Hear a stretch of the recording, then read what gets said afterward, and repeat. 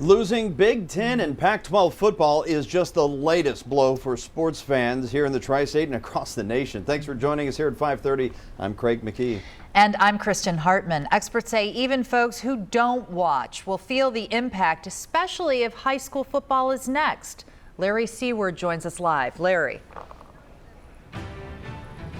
Kristen, we saw Elder football out here practicing earlier, and those dropping off, and the boosters hoping to be in the stands here at the pit watching games this fall. They want no part of the fall sports void that claimed the Big Ten today. Sports fan or not, in Cincinnati, it's always about where'd you go to high school. people love to talk about one another's roots. It's inborn in you.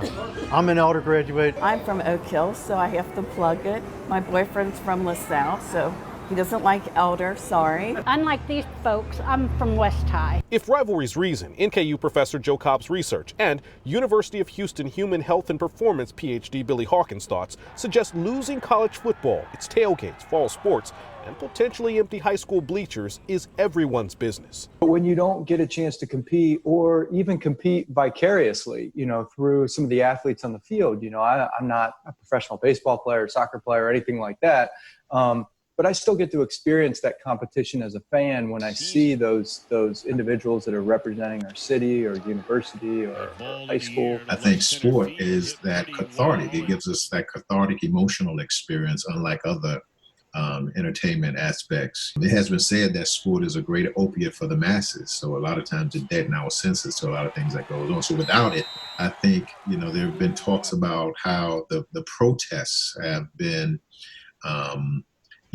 given a lot of energy because they don't have the distractions of this major form of entertainment. Coronavirus closed Elder's new spirit store 2 days before its grand opening. They're back selling Panther nail polish, lollipops, and coffee, but thoughts of an empty pit almost make Deanna Dorfline sick. Elder football is a tradition. We see grandparents come, uncles, aunts.